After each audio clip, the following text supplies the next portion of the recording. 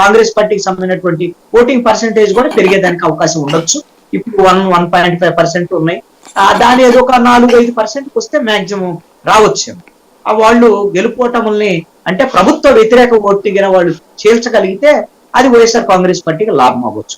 లేదు అని అంటే అచ్చం వైఎస్ఆర్ కాంగ్రెస్ పార్టీ ఓట్లని తీసుకొని అది మరింత వైఎస్ఆర్ కాంగ్రెస్ పార్టీకి నష్టం కలిగించేటువంటి విధంగా ఉంటే మాత్రం వైఎస్ఆర్ కాంగ్రెస్ పార్టీకి మరింత నష్టం జరిగింది. అయితే ఇక్కడ ఒక అంశం ఏంటంటే ఫోకస్డ్ గా ఎవరు ఏ పని చేస్తారో అందుకు అనుగుణంగానే ఫలితాలు వస్తాయి. కాంగ్రెస్ పార్టీ కూడా షర్మిల వీళ్ళు కూడా తెలుగుదేశము, జనసేన, వాళ్ళ బీజేపీ కూటమి సంబంధించిన అభ్యర్థుల్ని ఓడించేటువంటి విధంగా అంతర్గతంగా ఉన్న అభ్యర్థులను పెట్టారనుకోండి, అది ఖచ్చితంగా వైఎస్ఆర్ కాంగ్రెస్ పార్టీకి లాభం జరుగుతుంది. 2009లో ఏం జరిగింది? సాయి గారు పిఆర్పి విడిగా పోటీ చేసిందనా? ఏం చేశారు పిఆర్పి వాళ్ళు? ఎక్కడైతే మహాకూటమి తెలుగుదేశము అప్పుడు టిఆర్ఎస్ వీళ్ళందరూ కలిసి పోటీ చేసిన మహాకూటమిల అభ్యర్థులను ఓడించడానికి ప్రయోగించారు కాంగ్రెస్ పార్టీ వాళ్ళని. ముందస్తుగానే కాంగ్రెస్ పార్టీలో వాళ్ళు కలిసిపోయి పోటీ చేసి తర్వాత విడివిడిగా పోటీ చేసినట్టు చేశారు జనాన్ని నమ్మించారు. తర్వాత కాంగ్రెస్ పార్టీలో పిఆర్పీని కలిసి ఇప్పుడు నేను కాంగ్రెస్ పార్టీకి షర్మిల రావటం కూడా జగన్మోహన్ రెడ్డి మాస్టర్ ప్లాన్ లో భాగంగానే ఆవిడ కూడా వస్తున్నారని నేను అనుకుంటున్నాను. తెలంగాణకు కూడా అంతే వెళ్ళారు కదా ఆవిడ. జగన్మోహన్ రెడ్డి అనుగుణంగానే వెళ్ళారు, అక్కడ ఒక ప్రయత్నం చేశారు, ఆవిడ ఫెయిల్ అయ్యారు. కాబట్టి ఇప్పుడు అవసరం వచ్చింది ఎన్నికల్లో, అందుకని తీసుకొస్తున్నారు.